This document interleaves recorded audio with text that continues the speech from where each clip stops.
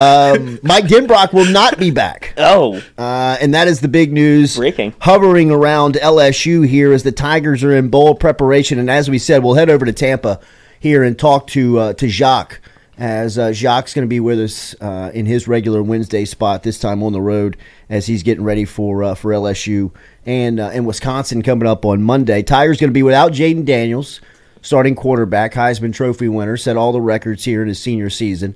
Going to be looking at Garrett Nussmeier for the quarterback duties, and it'll be a shared role between offensive play calling and Cortez Hankton, passing game coordinator and wide receivers coach, and Joe Sloan, quarterbacks coach, here in this 2023 edition. Before we get to their roles and responsibilities and what could be next, first, Mike Denbrock accepting the Notre Dame offensive coordinator job last Friday, and he did it about 30 minutes after we went off the air. We were on our regular 7 to 9 a.m., and news broke about 9:30 Friday morning that Denbrock had accepted the Notre Dame offensive coordinator job. We talked a lot about it on Friday, and from Denbrock's perspective, from a football standpoint, I don't think a lot of people would look at this and say that it makes a ton of sense, right? When you're talking about the number one offense in the country, you got what was arguably, the best receiver in college football. You had the best player in college football. You had the best quarterback in college football. You had a lot of best. You had the number one offense in college football. As far as accomplishments, you were only going to go backwards, right, from Denbrock's standpoint. While I think that the 2024 edition of LSU's offense has a chance to be special, I don't think that there'll be number one worthy and have a Heisman Trophy winning quarterback on it, or at least right now from a projected standpoint. I would have said the same thing last year at this time and would have been proven completely wrong if that would have been my thought process, right? Of Jaden Daniels won't win the Heisman and LSU's offense will be okay, but here they are a year later, all the awards, all the accolades, all the records, and Denbrock on the move. And from Denbrock's perspective, right, like the football standpoint, you kind of look at it, you're like, LSU to Notre Dame? Is that, do you want to be in the SEC? Do you want to be at Notre Dame? Two high-quality jobs, but I think if you were, had them side by side, and this is trying to take as much bias out of it, I'm sure the people in South Bend and who are Irish supporters will disagree with this, but I think that the majority of people would say that LSU's a bigger job, right? LSU's just from a football standpoint. Notre Dame's got all the attention, and Notre Dame is Notre Dame. But you got more opportunity, I would believe, to win at LSU than at Notre Dame. And from Denbrock's perspective, he accomplished so much in his 2 years. The development of Jaden Daniels is probably the lead byline on his resume in his time at LSU. Daniels goes from a guy that was projected after his junior season, most probably to be a late round draft pick, if not a free agent pickup, to a potential number one overall draft pick, to without question a top 15 pick at this point. He looks like he's going to be a high first round selection. So the development of Jaden Daniels alone from an offensive coordinator standpoint in those 2 years deserves a lot of recognition and a lot of praise. And then to have everything else that comes along with that. You have a Bolitnikoff Award finalist. You've got a Joe Moore Award finalist in the offensive line. You had a running game that really started to produce once you found the guy in Logan Diggs. And, the ability that Jaden Daniels showed not only to throw the ball and to run the ball, but his decision-making, I thought, was his biggest attribute, his most dangerous attribute. If you're a defensive coordinator, if you're somebody that's trying to stop LSU, the decision-making that Daniels made under center, I thought, was the difference maker of the Heisman Trophy. And somebody's got to get some credit for that, right? I mean, there had to be some coaching along the way that was pointing out some stuff to Daniels to say, hey, watch out for this. If you see this, maybe resort to that. And Denbrock would be the lead guy there. From a personal standpoint, once you realize that he's from 2 hours away from Notre Dame's campus, grew up an Irish fan, really around that part of the country. He's from a little small town in Michigan that's 2 hours away from South Bend, Indiana.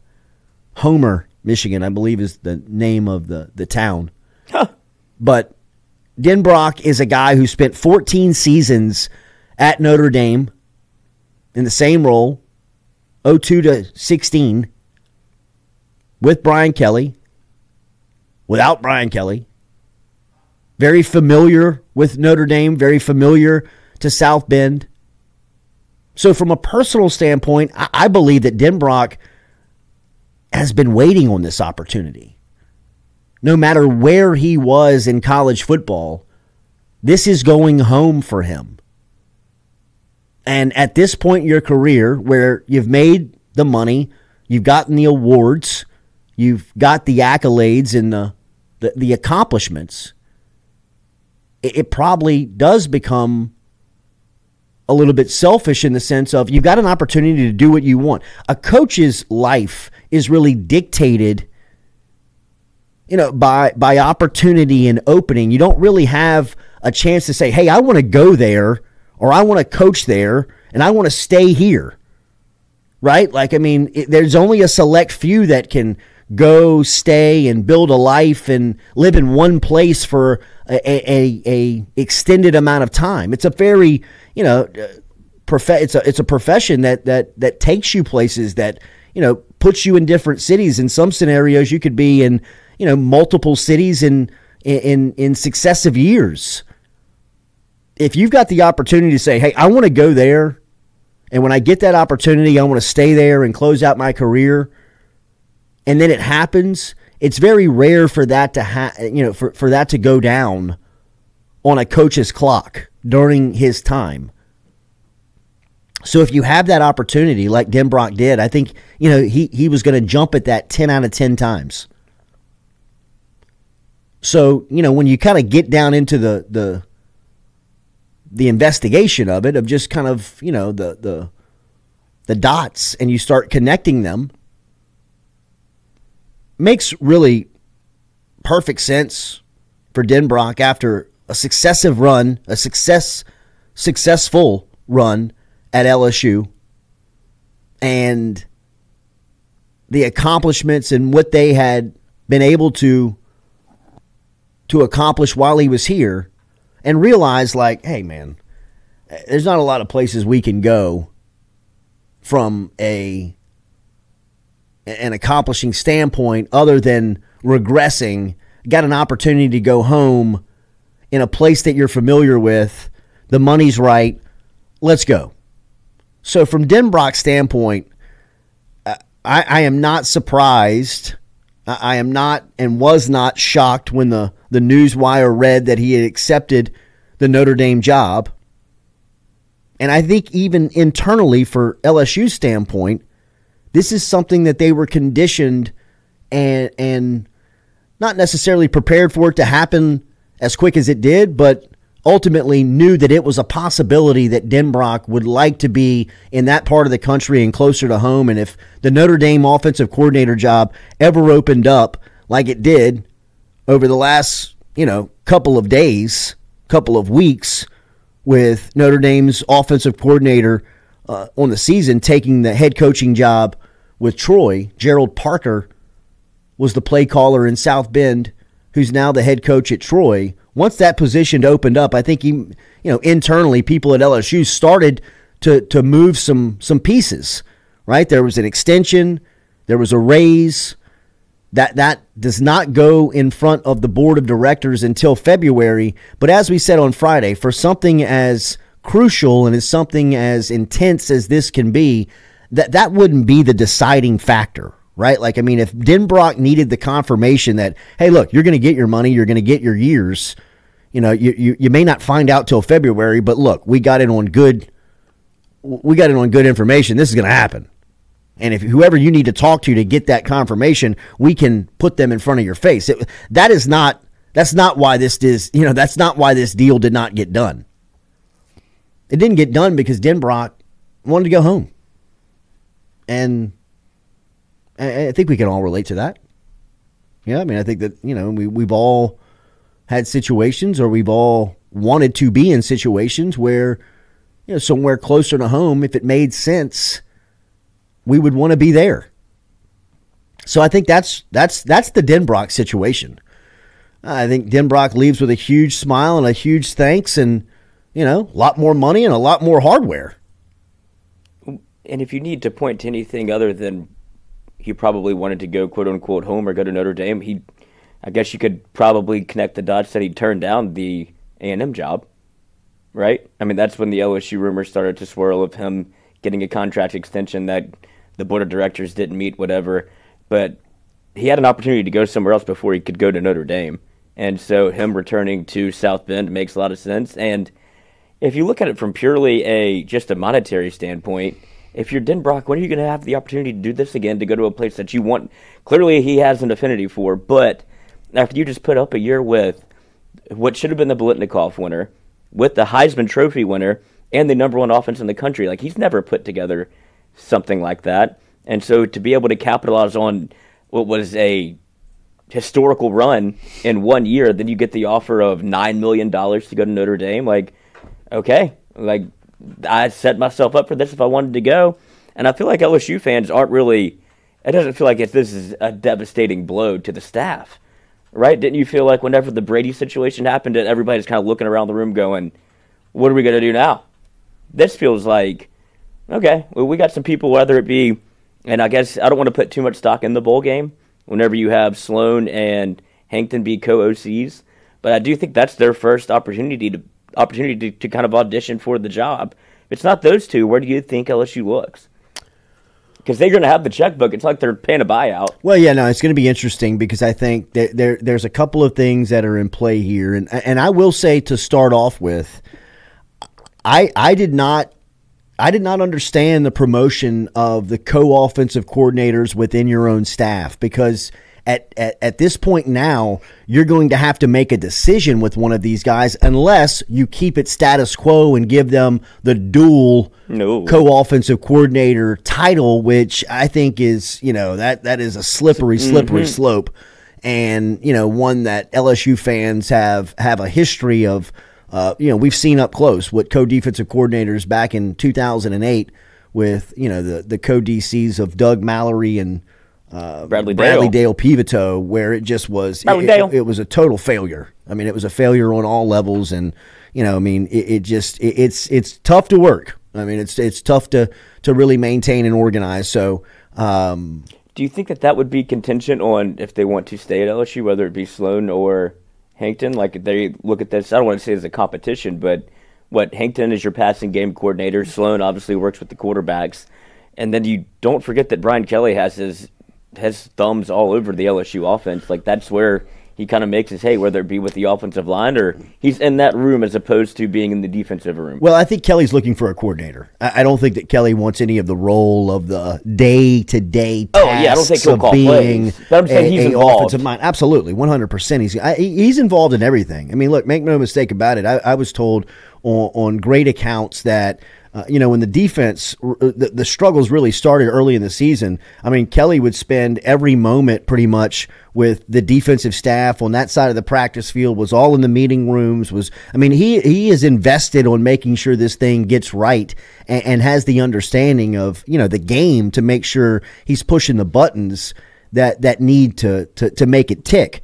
And when you're talking about a vacancy at the offensive coordinator spot at LSU, first off, this is a very prestigious position, at least from the outside looking in. Forget the checkbook at this point. Now, the checkbook's going to make everybody at least listen, pay attention, eyeballs kind of flex when you're saying LSU's OC job opened up. A lot of offensive minds around the country said, huh? Really? Like, get my agent on the phone and see if we have a chance there. Right? Like, I mean, not only do they pay, they've got the money, you're in the league, but look at the mock drafts. You got 3 first-rounders. I mean, you got 2 top 10 picks. You may have the number 1 overall pick in Jaden Daniels. Top 3 picks. I mean, you've got guys like Neighbors, Daniels, Thomas coming out this season. Next year, it'll be Will Campbell. I mean, you're going to have guys on the offense that are going to the next level and being graded and drafted at a very high position. So the players first and foremost is going to make offensive play callers say, hey, what's going on there? And then when they say, and it pays over $1.5 million, like, okay, well, I mean, like, what do we what do we need to do? Right? So I think everybody, like all of football is in play, at least to listen, right? I heard Joe Brady's name come up, and I cannot say this more. I cannot say this any more blatant or any more passionate. Joe Brady is never coming back to college football if he's not a head coach. The only way that Joe Brady would come back to college football would be to be a head coach at one of these marquee universities that can pay him $10, $12 million a year for an extended amount of time. But if you're asking him to leave Josh Allen and the Buffalo Bills to come down to Baton Rouge and be an offensive coordinator for 16, 17, 18-year-old guys that he's got to recruit, develop, and work on all year, there is no break in college football anymore. There used to be a month off in June, July somewhere where you could steal a couple of weekends in and out of camps. Now, with transfer portals, recruiting camps, all of what goes into college football, you're never off. There's no time to vacation. There's no time for family. There's no extended time for any of that. In the NFL, there is a true off season. Those guys have 3 months off to go live in their second houses, go play golf, go fish, go do whatever they do for fun, hobbies. A lot of them go down to the Keys and fish with Jimmy Johnson for a week. Yeah, do all this stuff. Can't do that in college football. I mean, Brian Kelly can because he's 35 years into it and making 10 years, $10 million for the next 7 years.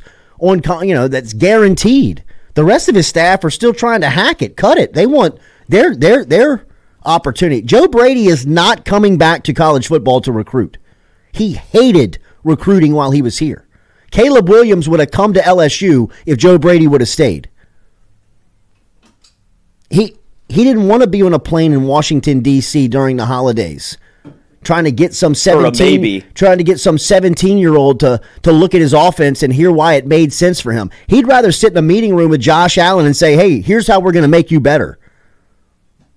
So if he's not the head coach in college football, he's never coming back. Not only to LSU, but anywhere. He's an NFL guy. Once you cross over and you're that NFL blood, you've got that NFL spirit to you, it's tough to come back and recruit. Now, coaches say they never want to come back, and they get into situations where the only job available is the Kentucky running backs coach. You in or you out. Okay, I guess I got to take it now. But if you got options, Joe Brady is not leaving the NFL if he has an opportunity to stay there, to come back to college football and be a coordinator. I guarantee it. I've talked to people very close to Brady. It's not happening. So people saying Joe Brady will come back. Joe Brady's not coming back. Now, if Brian Kelly leaves for a job that opens up and you say, hey, Brady, you want to be the head coach? We'll pay you $10 million for the next 10 years. Yeah, I'll pay attention to that. Yeah, I'll listen to that. Listen, I wouldn't even guarantee that either, just because of the situation that he's found himself in as Buffalo's, it would be interim offensive coordinator, but now it seems like they are rolling, and he's going to be named probably the permanent offensive coordinator. So for him to leave Buffalo with the one thing that everybody is starved for in the NFL, which is a franchise quarterback, why would you walk away from that situation to come into the unknown? Like, just because he's been to LSU before doesn't mean that it has his heart.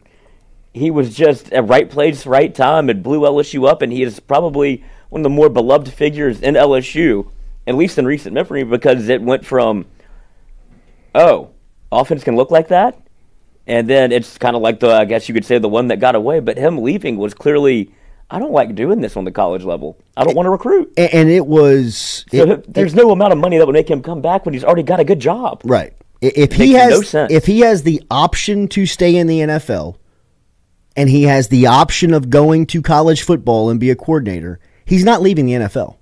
He'd stay in the NFL to be a quarterback's coach rather than being an offensive coordinator in college football. And really and truly, he's about to be the Buffalo Bills' permanent OC. Right now, he's in the interim role. The whole offense has changed since he's been calling the plays the last month. They've switched the entire identity of the offense. It's now built around the running back and Cook. Allen is staying protected. He's staying more healthy. They're winning games. Joe Brady ain't leaving. I mean, like, moral of the story, get Joe Brady out of your head. Brady's not coming back to LSU to call plays, and he never will. The only way that will happen is if he's a head coach. That's it. Other guys that I would think would be prospective candidates that are not in-house, I would look at Kirby Moore at Missouri. You know, Moore was just extended. He just got a contract extension. His name keeps popping up. But let's be honest, LSU has more money than Missouri when it comes down to football, and it's a bigger program and a bigger job. All those contracts are cute and the stuff's behind the scenes, but if you really want somebody, you can get somebody. Just pay the thing out and get them over here. So the contract really doesn't scare me from Moore's standpoint. And I think outside of what you have in-house, he would be the name that I think I've heard at least, you know, like curiosity around the most. I mean, I'm just looking at a list that is from Saturday Down South of the top 23 offensive coordinators in college football. Warren Regero from Wake Forest, Phil Longo at Wisconsin. That's interesting. But Garrett Riley, Ryan Grubb at Washington, and then they have Andy Ludwig, Mike Denbrock was on the list, Kendall Briles at TCU.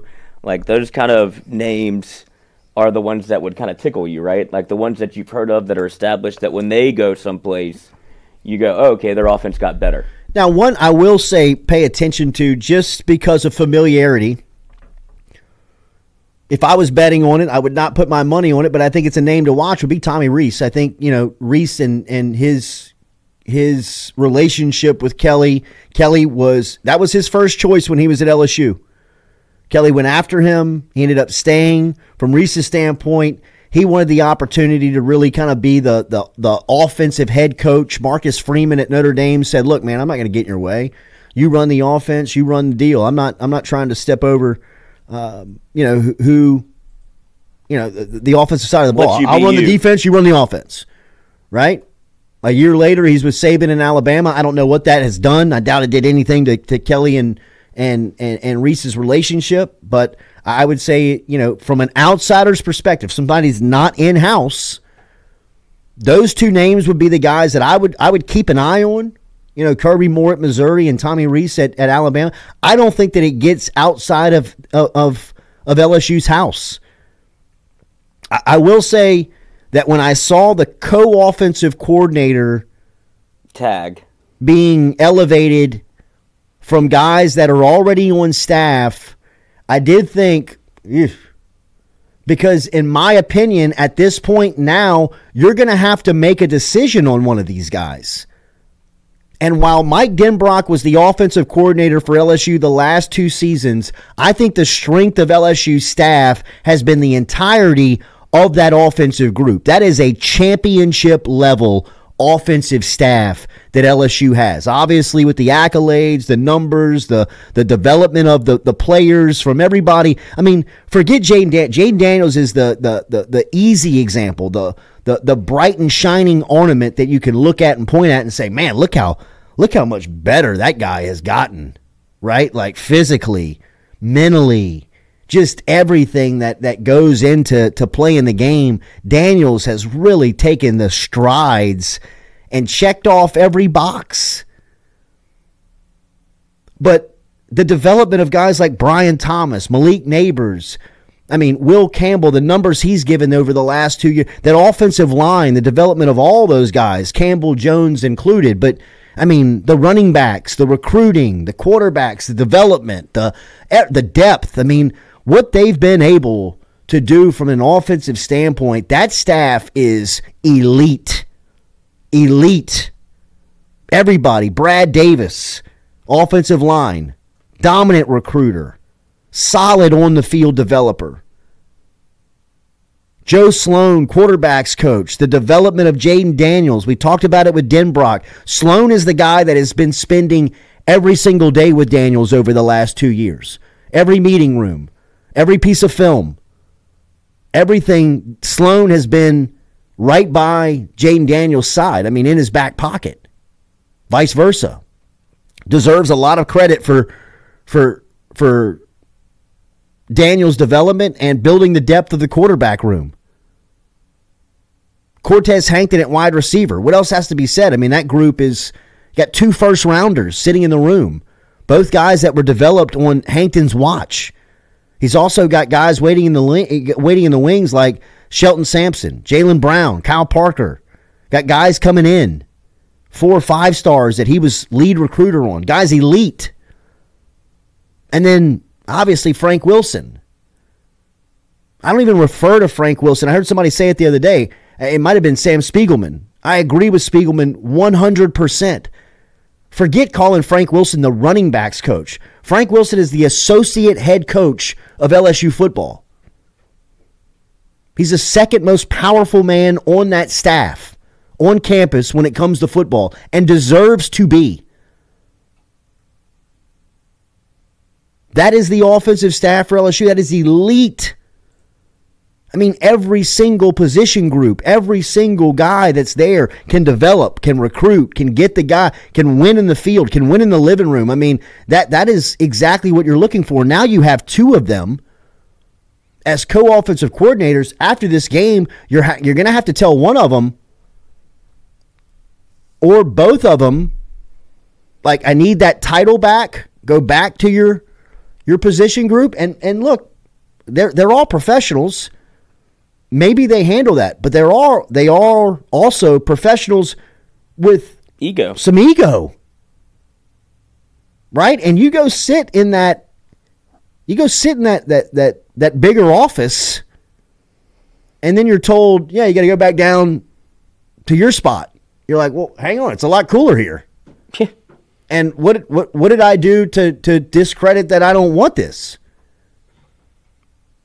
And again, if he has a plan in place, which I'm sure he does, because Kelly has proven that, look, man, he works on his own clock. He works at his own pace, and there's no criticism. That is not, saying how could he? He operates the way he does. There will be staff changes coming. I thought those staff changes would have happened a month ago. They may not happen for another month. And we didn't think it'd be these staff changes. So, I mean, he's handling it at his own pace, on his own schedule, on his own timeline that he's comfortable with. And look, he knows what he wants. He knows who he's going after. But having to potentially piss one, if not both of these guys off, Sloan, Hankton, man, that's a strong nucleus of your offensive staff. An offensive staff that is as good as the country has in college football. Definitely as good as the league has in the SEC. When you're talking about Sloan, Hankton, Davis, and Wilson, I'll put those 4 position guys up against anybody in the country, both in the living room and on the field.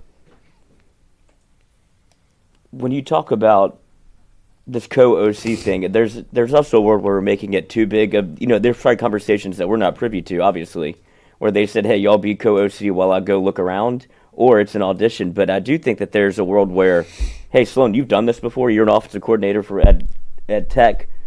So why wouldn't you just go, hey, both come with a pay raise? It might not, we're not at branded co-OCs, but Cortez, like, Hankton, you can stay as wide receivers coach, passing game coordinator. Sloan, you're offensive coordinator. Well, coordinator titles are given for paychecks. Right. Like, Cortez Hankton is the passing game coordinator.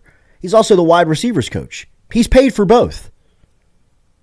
So if there's a way that his elevation to co-offensive coordinator allows him to retain and keep the passing game coordinator title, where you've got Joe Sloan, now with a coordinator title as well. He's the quarterback's coach right now. I mean, now he's serving as the interim co-OC.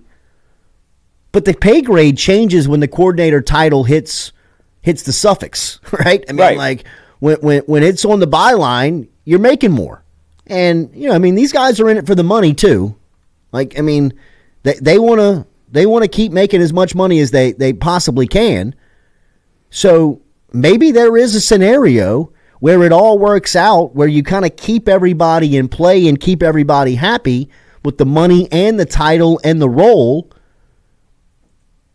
where you kind of just push this thing through, right? Where you've got Sloan, you got Hankton, and now you may be replacing like a quarterback's coach, or you go get somebody else for the staff that can take a role that is maybe not getting the attention that it once had, because these guys have new roles. I'm just saying, from LSU standpoint, I don't want to lose either of these guys. Obviously, if they have opportunities to take the next step and get a bigger job or take and elevate their role, you're all for it. But if they're staying, or at least there's nobody in play to come take them away from LSU, you want to make sure and keep those two guys happy, because a lot of the success that you've experienced over the last 2 seasons offensively can be credited and directly pointed back to Hankton and Sloan, respectively. Recruiting in the living room, development on the field. Think about the wide receivers class last offseason, last cycle.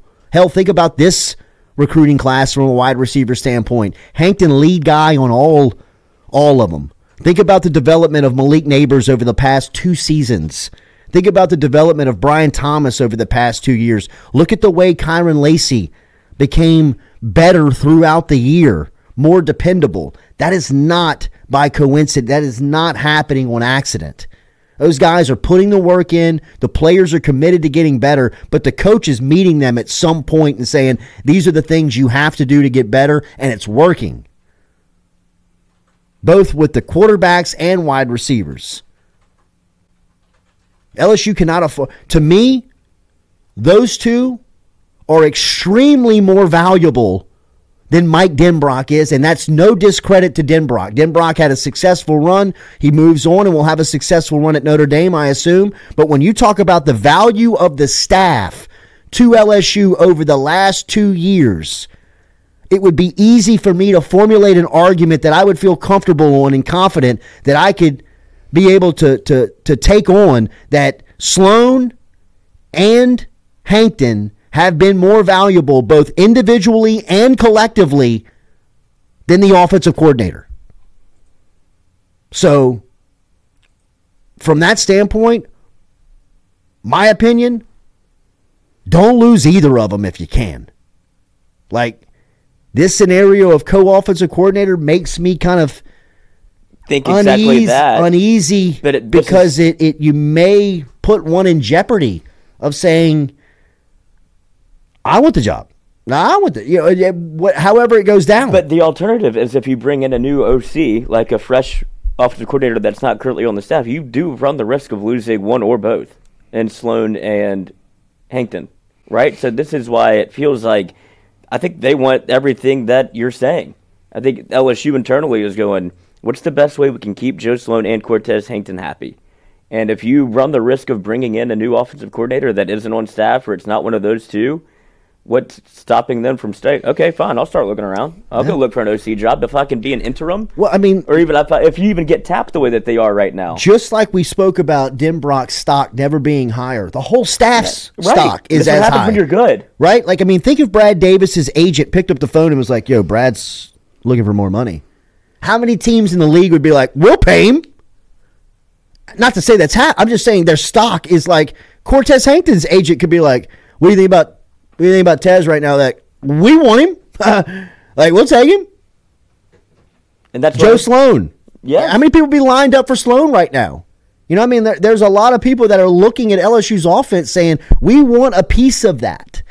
Right? Like, I mean, again, by no coincidence, Texas A&M's first move that Elko makes when he's trying to find his offensive coordinator, he looks at Denbrock. Who's running the best offense in the country? LSU. Hire their guy.